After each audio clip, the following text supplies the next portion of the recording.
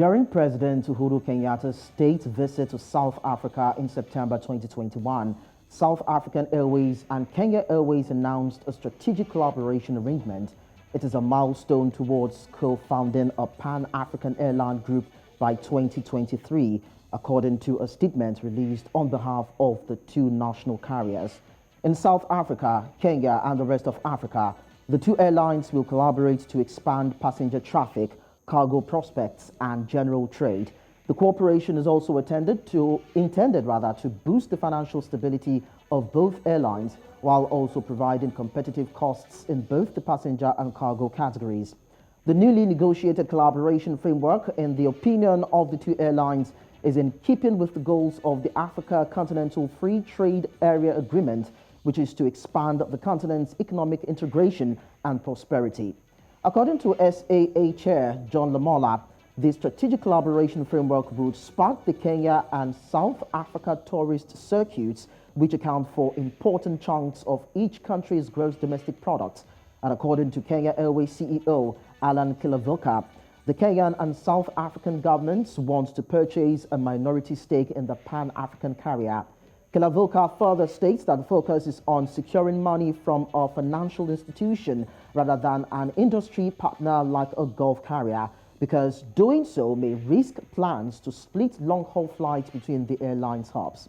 Meanwhile, the SAA's Johannesburg hub will handle Southern Hemisphere operations, including flights to Sydney, while Nairobi would handle Asian operations. Cities like London will gain from both, since the hubs will be able to keep some competing flights operating. Now, the two airlines are also looking for a third member from West Africa, most likely from Nigeria, Ghana, the Ivory Coast, or maybe Senegal. So on the show today, we will be discussing the partnership deal between South Africa and Kenya on a new Pan-African airline. This is Business Edge. I am Lekan Onobanjo, standing in for Tolu Lokpe and Deleru Balogun.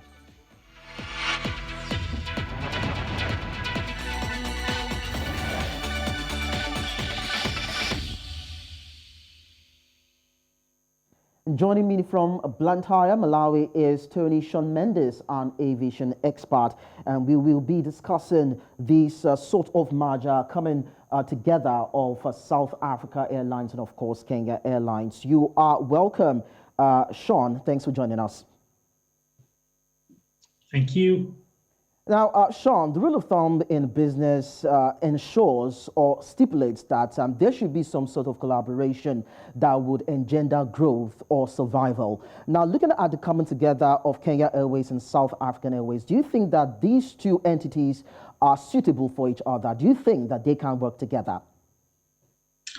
Well, on paper, sure. This is a very good match in theory. However, on a practical level, this is actually an alliance of two bankrupts. Neither South African Airways nor Kenya Airways are a viable business on its own as it currently stands. And I guess their shareholders, which are their respective governments essentially, are hoping that they can work some sort of magic and combine two negatives to make a positive. So while this is certainly a good exercise on a theoretical level, I think the real devil is going to be in the details as to whether they can make this an actual success.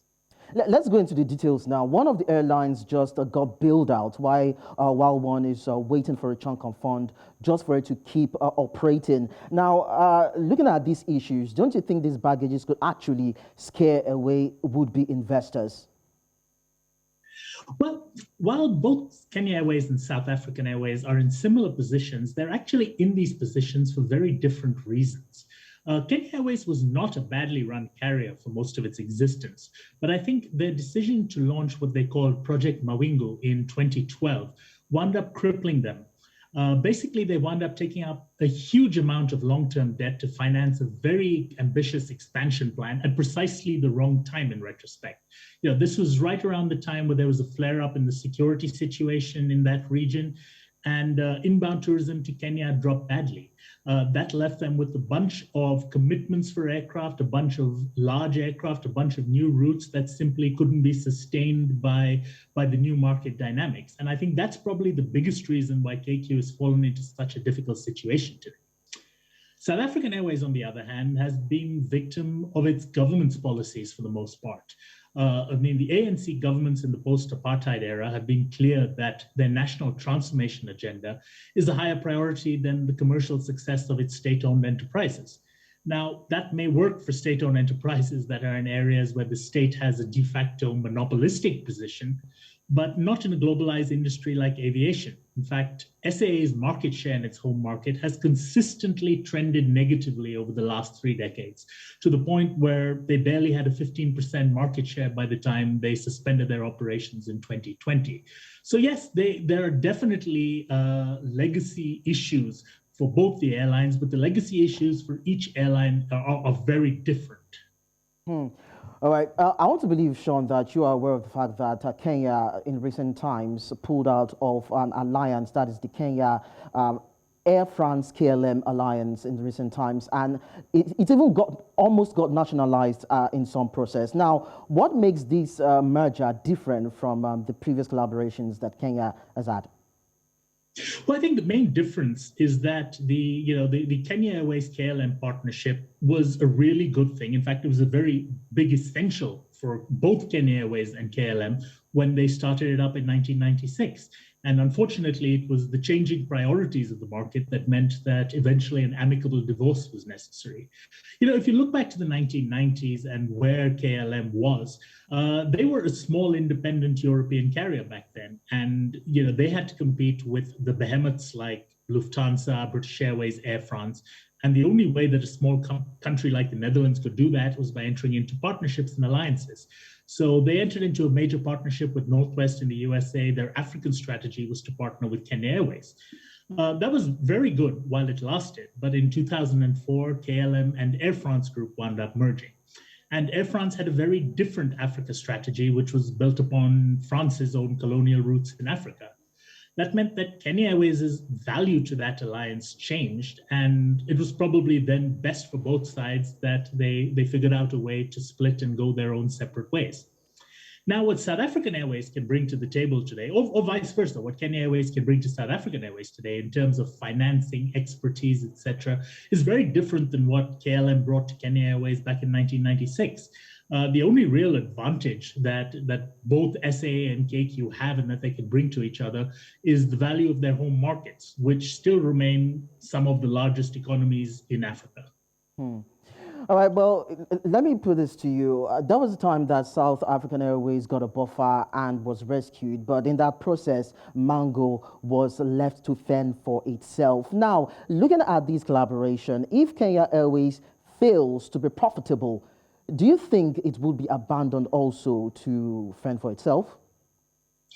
Well, I think it's too early to determine whether KQ has been abandoned already. I mean, there have been multiple rescue plans for KQ mooted over the years, but so far the only thing that seems to be actually happening over there is the government just throwing more money out to subsidize KQ's losses. KQ's business model needs a structural overhaul, and that is something that they are struggling to do because of their long-term debt commitments.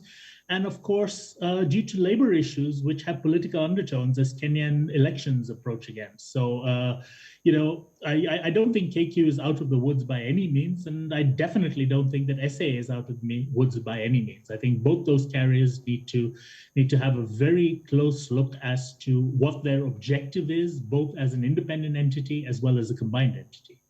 Well, there's no doubt that there are sort of challenges associated with these two airlines. And of course, discussions will still continue on how they will be able to get out of it. That is by being strategic and putting plans to bear to do that. But then one of the things you mentioned was government interference. And in some climes, they call it political interference. And Kenya Airways Chief Executive Officer, that is Alan Kilavuka, said that governments of Kenya and South Africa are planning to take a minority stake in the Pan-African airline. Now, do you actually think this would last? And will the new Pan-African carrier actually be able to steer off some sort of interference, be it from the government or politically? no government-backed enterprise anywhere in the world, let alone in Africa, can be truly independent. I think both Alan at Kenya Airways and Thomas at South African Airways know this very well. And if they're saying otherwise publicly, I think it just proves the point that they have to please their political masters right now to get their financing rather than openly speak the truth. So basically, is it a case of he who pays the piper dictates the tune, or do you think there will be some sort of freedom, so to speak, for these airlines to operate and succeed in the operations? Well, I think every enterprise has to be able to operate to the objectives of its shareholders. And when a shareholder is the government, the objectives aren't always necessarily the commercial success of the enterprise, but could be other priorities as well, such as increasing employment, political alliances with countries where you need to operate flights and so forth. So as long as the government is involved in any way, the pressure, if not the imperative to do that, is always going to be there. And so true independence is not going to be possible. All right, before we go on a break, Sean, let me quickly put this to you. Do you think that other African countries can take a cue from these sort of mergers to start a Pan-African airline, so to speak? Or would you even say they even have that capacity to do so? Oh, well, most definitely. And I think that if anything, this is actually copying a model that Ethiopian Airlines has been refining over the last decade. Ethiopian's strategy for African expansion, for the last 15 years, in fact, probably closer to 20 years that they've been talking about it, has been to develop satellite hubs, so to speak, in different parts of Africa. And that's why they partnered with Sky Airlines in Togo, with Malawi Airlines in Malawi. They've had partners in Chad, in Mozambique, in Zambia, and all over the continent. So I think, that has been a model that has worked well for Ethiopian. It's allowed them to consolidate their market presence, both as the parent brand as well as the satellite brands in these various markets. And if anything, I think that is what is driving the excitement of KQ and SAA shareholders and for the management themselves to try and duplicate that and ideally refine it to be more successful. All right, Sean, we get to go on a break, but when we return, we get to look at funding for this new collaboration, because we know that the government can't do it alone. There's got to be some sort of financial backings that will help these two airlines carry on with their operation and be successful as they go on. But then you can just stay with us and we'll be back with you in a bit. Now, though the agreement between Kenya Airways and South African Airways is not exclusive, meaning both carriers can also pursue further cooperation deals, the collaboration will assist both countries solidify their broader growth strategy to become a major player in regional travel, and it will also enhance their tourism sectors, which account for significant portions of growth in domestic products in Africa. But then let's tell you that the conversation will continue. A break will do for now, and when we return, we will continue with our discussions for today. Do stay with us.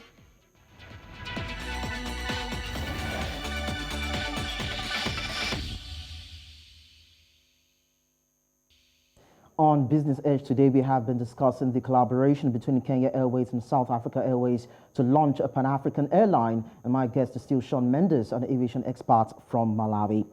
All right, so back to you, Sean. Let's look at what KQ's Kilavuka actually said. He said the focus is on securing backing from a financial institution rather than an industry player like a Gulf carrier. In his words, he said this will help in avoiding a compromise in plans to split long-haul flights between the airlines' respective hubs. Now, do you think this move is the right step to take? Do you actually agree with it, going for a financial institution when you talk about funding than going to an industry player? What do you think? I think it's probably a bit of a cart before the horse situation. It isn't like there is a wide range of investors lining up to put their money into either Kenya Airways or South African Airways because they view it as a viable financial enterprise. This is true, I think, of most of these airlines in Africa.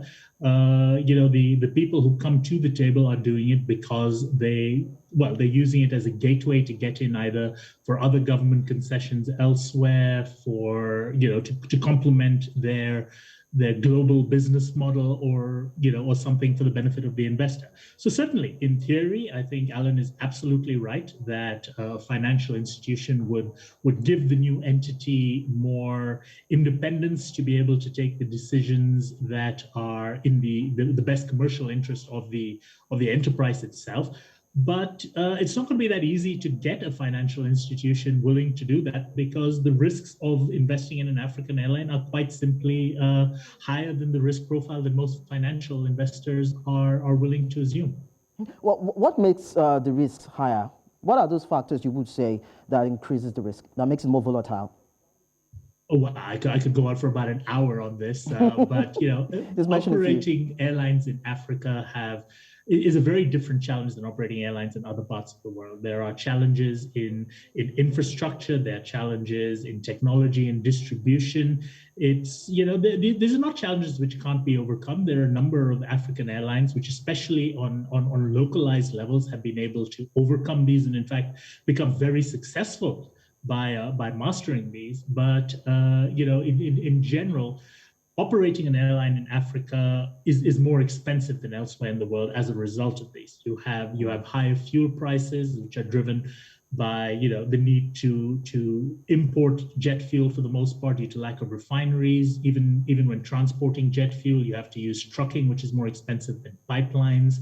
You can't fly around the clock to most parts of the continent due to lack of night infrastructure like runway lights, due to lack of security situation to operate at night, which reduces how much you can use the aircraft. So generally, operating an airline in Africa is a very different model and a very different set of expertise that is needed to be successful. Okay, let's quickly look at the routes of operations now. The new carrier proposed an operational plan where SAA's Johannesburg base would focus on flights to the Southern Hemisphere, while operations to Asia would go through Nairobi, and the hubs will still have the ability to maintain their competing flights, so to speak. So you look at it that there's some sort of arrangements in which airline would go, and another route that another airline would go. But then, do you see these plans? Do you see it as being visible? Do you think that it is profitable, and do you see some sort of increase in demand of routes even as these operations begin to escalate? Well, I think this is actually, something that is very obvious to people who are in the industry. It's something that South African Airways in particular has tried to do for the last, again, 20 odd years that I've been dealing with them. And, if you look at South Africa's geographical location, South Africa is not a natural hub for anything. It is a regional hub for the Southern African region, and that is driven by the fact that South Africa is the behemoth economically in that region. So a lot of commerce goes through there. But, if you're flying from Nairobi to Paris, South Africa is not a logical connection point. It's not a logical connection point for much other than Southern Hemisphere traffic, like if you're going from Brazil to Hong Kong via South Africa. So the need for South Africa to actually have a secondary hub in, further north in Africa is actually very critical for them to be able to build on their southern base, as well as to be able to expand and show growth in other markets. Because as I mentioned earlier, their market share in their home market has been diminishing consistently.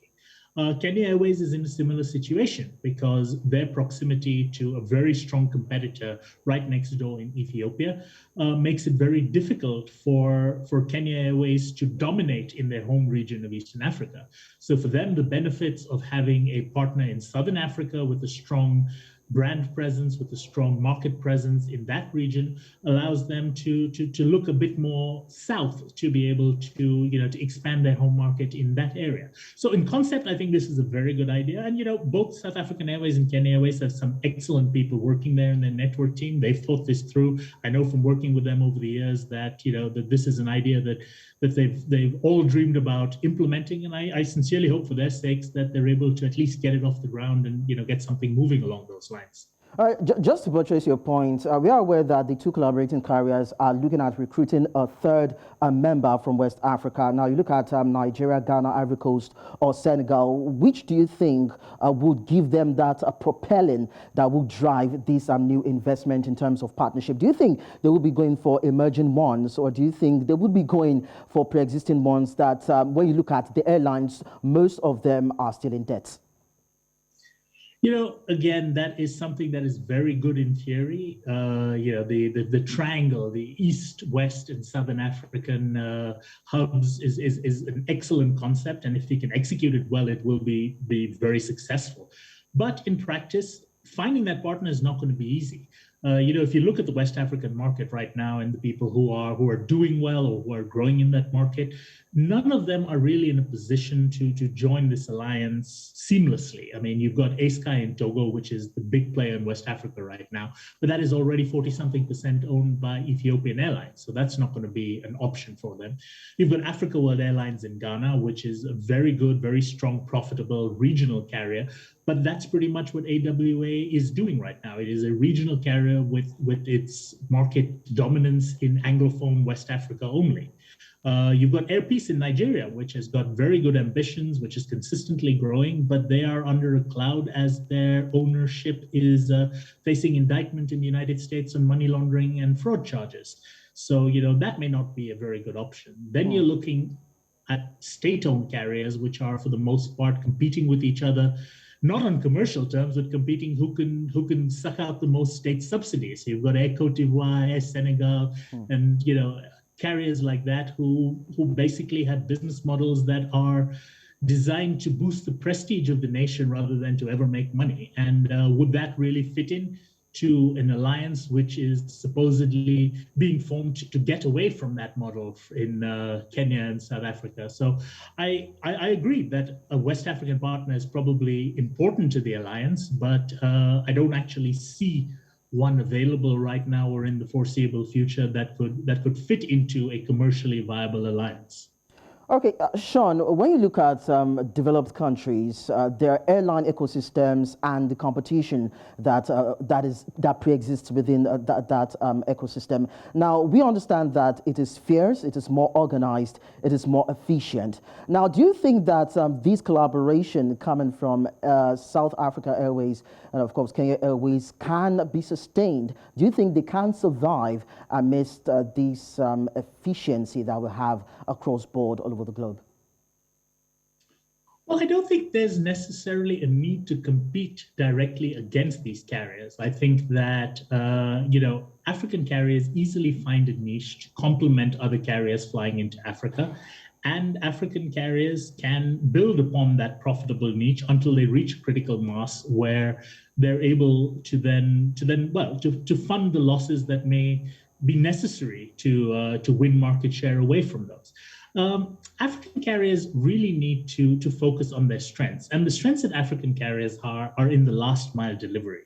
There are markets in Africa, and let's say secondary markets in, say, Tanzania, say Kilimanjaro, Arusha, things like that. Those are not markets where Emirates is able to put a daily 777 or an Airbus 380 into. But those are markets where, with the right partnerships with these global carriers, whether it's an Emirates or a British Airways or a Delta or United, you have the ability as an African carrier to partner with them to transport passengers to and from these secondary and tertiary markets and get your share of the revenue. And, if airlines start looking in terms of this is what I can uniquely bring to the table, if African Airlines in particular, this is something that I can do that they can't, and this is something that they need me for, they begin negotiations from a position of strength rather than as a position of antagonism. If you're going to try and say, well, I want the full pie for myself and you get out of it, you'll be making an enemy. And in a situation where you're already a loss-making airline seeking to recapitalize and reinvent your business model, that's probably not a fight you want to pick on day one. So I'd firmly recommend that African Airlines build upon what is their strength, upon their niches, upon markets where only they can realistically compete. And once they've got those mastered, then start looking at picking fights with the big boys. So basically, it's for them to, basically it's about zero competition, focus on your strengths and consolidate on your efforts. Thank you so much, Sean Mendis. Really appreciate your presence on the show. Okay, so KQ and SAA as iconic airline brands representing part of Africa's biggest and vibrant economies in East Africa and Southern Africa are at the precipice of what could be Africa's formidable pan-African airline, and the link-up is believed to help improve customer experience by offering a wide range of destinations as well as standardized product and service offerings. So we get to see how that will pan out. So let's quickly go for this break, and when we return, it will be time for NC4 to watch.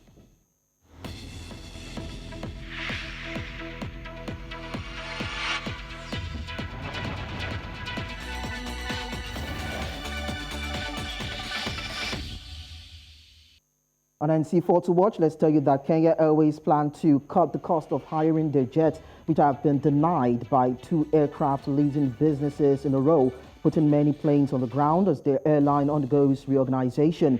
Alan Kilavuka, Kenya Airways chief executive, claimed the 2 lessors were opposed to their revised payment terms, which forced them to stop their jets at Nairobi's Jomo Kenyatta International Airport. Moving on now, when compared to the banking, insurance and food retail businesses, South Africa's telecommunications industry is placed at the bottom of customer sentiment for the 2nd year in a row. According to the latest South African Telecommunications Sentiment Index conducted by Data EQ in partnership with Deloitte Africa, while the local telecom sector worked towards increasing network capacity with additional fiber and wireless deployments in 2021, service operators still had a long way to go in meeting consumer expectations. Now in Nigeria, the government there hopes to close the energy rates gap, which now stands at 200 billion naira per year by the end of the year. Between 2015 and 2020, the gap was estimated to be at 2.4 trillion naira with an annual average of 200 billion naira. The shortfall was caused by reduced electricity consumption charges. As a result, Nigerians may be forced to pay the true cost of electricity consumed starting in December of this year. And finally, crude oil gained as a series of changes and challenges to supply eclipsed concerns about the lingering threats to energy demand from the lockdowns in China. West Texas Intermediate for June delivery added 0.8% to $103. That's $103.01 a barrel on the New York Mercantile Exchange at 12:07 p.m. in Singapore. Brent for June settlement rose 0.9% to $107.75 a barrel on the ICE Futures Europe Exchange. And that's it on Business Edge for today. Do not forget that you can visit our social media platforms, that is at News Central TV, and our website www.newscentral.africa, and you can also download our app on App Store and Play Store. My name is Lekan Onobanjo. Enjoy the rest of your day.